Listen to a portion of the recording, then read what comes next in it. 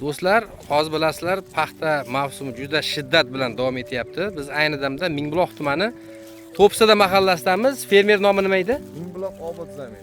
Mingbuloq obod zamini fermer xo'jaligimiz. Bu yerda qarang, bitta oiladan 8 kishini uchratdik va 8 kishi har kuni shu paxta terimida faol ishtirok etyapti. Mana assalomu alaykum, hormang.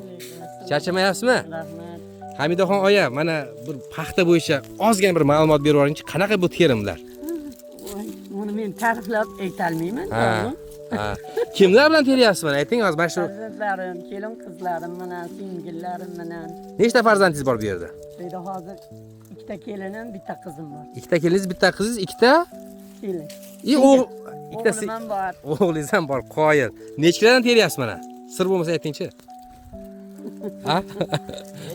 Buncha bolani men hisobini bilmayman to'g'ri. Yo'q. Fermerda aytishicha, bir kunda mana shu oila a'zolari 2 tonnaga yaqin paxta teryapti deyishyapti. Shu rostmi? Qoyil. 2 tonna degani bu 4 million so'm pul degani, to'g'rimi? Nima qilasiz 4 millionda? Hojiga boraman. Gap yo'q.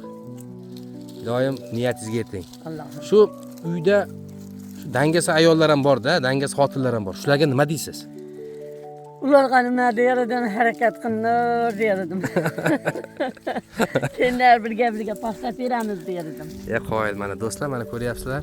Bitta oiladan 8 kishi mana Hamidaxon oyaning boshchiligida mana kuniga 2 tonnadan paxta teryapti ekan. Mayli, sog' bo'linglar. Rahmat.